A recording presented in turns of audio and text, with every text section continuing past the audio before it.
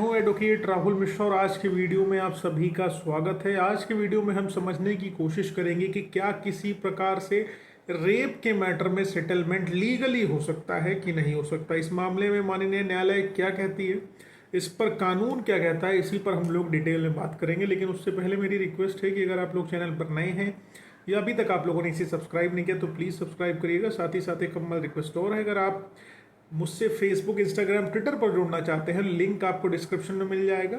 चलिए हम लोग वीडियो स्टार्ट करते हैं। देखिए 376 का एफआईआर जैसे हो जाता है, बहुत सारे लोग 376 की एफआईआर को बहुत लाइटली लेने लगते हैं। वो कहते हैं मैंने कुछ किया ही नहीं है, मेरे पास बहुत सारे ऑडियो वीडियो मैसेजेस हैं जिसको जाके मैं पुलिस को दिखा दूंगा और मैं बाइज्जत बरी हो जाऊंगा, मुकदमा वहीं से खत्म हो जाएगा। लेकिन यहीं पर सबसे बड़ी गलती आप कर जाएंगे। जैसे ही आपने रेप के मैटर में इतना लाइट होने की कोशिश करी, आपके लिए जेल के दरवाजे उसी समय खुल जाएंगे और आप जेल के सलाखों के पीछे पहुंच जाएंगे। जी हाँ, पूरी जिम्मेदारी के साथ बता रहा हूं, क्योंकि रेप का मैटर ऐसा है जो नॉन कंपाउंडेबल ऑफेंस है। कॉग्निजिबल ऑफेंस है, नॉन कंपाउंडेबल। नॉन कंपाउंडेबल का तात्पर्य है कि यह सुलह योग्य मामला नहीं है, इसमें समझौता किसी भी कीमत पे नहीं हो सकता। और नॉन बेलेबल ऑफेंस है, इसमें तुरंत गिरफ्तारी होती है, पुलिस गिरफ्तार करती है, आपको गिरफ्तार करने के लिए ढूंढती है और बेस्ट पॉसिबल जगहों पर रेड करती है। आपके घर में छापा डालती है, आपके रिश्तेदारों के यहाँ छापा डालती है, आपके ऑफिस स्पेस पे छापा डालती है और आप कहते हो कि आपके पास 50 तरीके के एविडेंसेस हैं जिससे आप निकल जाओगे। और आप कहते हो कि हम जाएंगे पुलिस स्टेशन, सबूत देंगे। सबूत देने आप तो जाओगे पुलिस स्टेशन, लेकिन वहां से सीधे जेल जाओगे। जैसे ही मान लीजिए एफआईआर रजिस्टर नहीं भी हुई है, सिर्फ कंप्लेंट गई है रेप की, पुलिस आपको बुलाएगी, कहेगी आओ बातचीत करके मैटर यहीं रफा दफा करवा देते हैं। और आप जहां बातचीत करने गए तो आप वहीं थाने में बिठाए जाएंगे। उसके बाद लड़की की एफआईआर होगी, वहीं से आपका चालान होगा, वहीं से आप जेल जाएंगे। थाने में तब तक बिठा के रखे रहेंगे, आप रखे जाएंगे। ये रियलिटी है, बहुत वास्तविकता है। थाने में 3 दिन 4 दिन आपको वाकई में बिठा के रखते हैं और रखेंगे। जिन लोगों के साथ हुआ है वो बेहतर जानते हैं, कुछ बड़बोले यहाँ पर दुनिया भर की नौटंकी बताएंगे, लेकिन आप थाने में 3 दिन 4 दिन बिठा के रखे जाएंगे। जब आपका पैसा सारा खत्म हो जाएगा उसके बाद आपका चालान हो जाएगा, जेल भेज दिए जाएंगे। तो जो आप लोगों के मन में आता है कि अगर जो भी केस हमारा रेप का हमारे ऊपर रजिस्टर हो गया है, चल रहा है, उस कंडीशन में हम पार्टी से सुलह समझौता कर लें, उसको पैसा दे दें तो मैटर क्लोज हो जाएगा। लेकिन ऐसा नहीं है।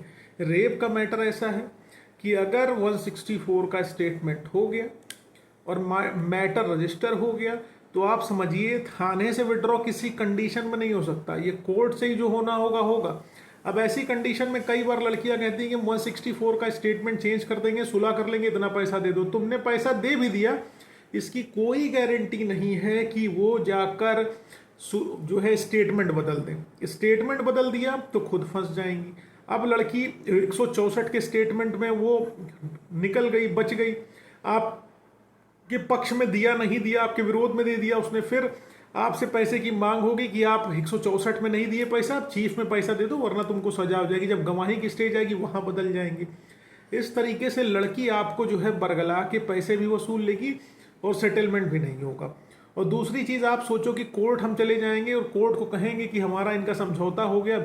समझौता किस चीज का हो गया? जब इस समझौता योग्य अपराध है ही नहीं, इसमें समझौता होता ही नहीं, तो समझौता कैसे हो जाएगा? हाँ, एक्सेप्शन इसका यह है कि कुछ मामलों में कोर्ट अगर शादी कर लेते हैं दोनों लोग, जहां पर शादी का झांसा की बात कही गई है, तो एफआईआर को क्वैश कर देती है। लेकिन ये कोर्ट की डिस्क्रिशन पे है कि वेदर वो करें या ना करें।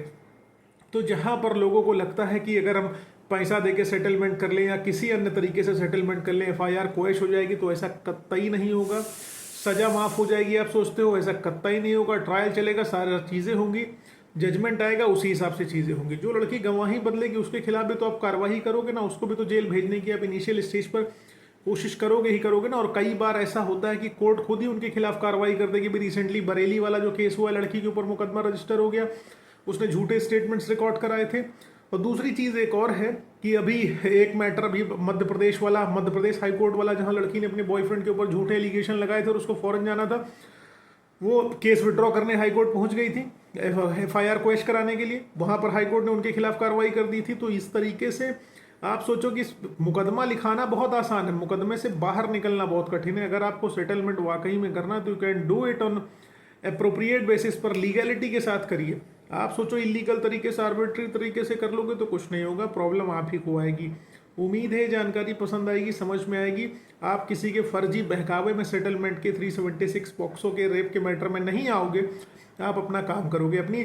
क्योंकि देखिए इनिशियल स्टेज पर पार्टीज क्या करती हैं, आपको जो है बरगलाती हैं कि हम तुमसे सेटलमेंट कर लेंगे। क्योंकि मैंने अक्सर देखा हुआ है कि पार्टीज क्या करती हैं कि वो सेटलमेंट की कोशिश करने के लिए कहती हैं कि हम उलाहना देती हैं, आपको उल्लू बनाती हैं बेसिकली, ठीक है। वो उल्लू बनाती हैं, कहती हैं कि हम सेटलमेंट कर लेंगे। आपकी एफआईआर अभी हुई है, 10 से 15 दिन आपके क्रूशियल स्टेज के हैं जिसमें आप एफआईआर क्वेशिंग में जा सकते थे, अरेस्टे में जा सकते थे, एंटीसिपेटरी बेल में आप जा सकते थे। ये सारी चीज़ें आप कोर्ट जाके प्रेयर करके पा सकते थे, रिलीफ मिल सकती थी जिससे आप बच सकते थे। लेकिन आपने अपनी प्रोटेक्शन करने के बजाय, अपने आप को सिक्योर करने के बजाय कि आपकी गिरफ्तारी पुलिस न कर सके, आप विपक्षी के बहकावे में और पुलिस के बहकावे में आते रहे। आपने अपने एफआईआर लिखने के बाद 164 होने के बाद इनिशियल जो 10 से 15 दिन थे उसको बर्बाद कर दिए।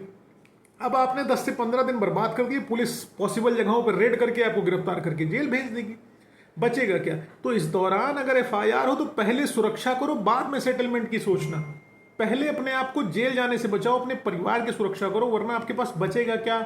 आपके पास कुछ नहीं बचेगा। आप झेलोगे और हाथ आएगा ठुल्लू बाबा जी का बस, ठीक है। तो ऐसा कुछ मत करो। Thank you so much. जय हिंद, जय भारत।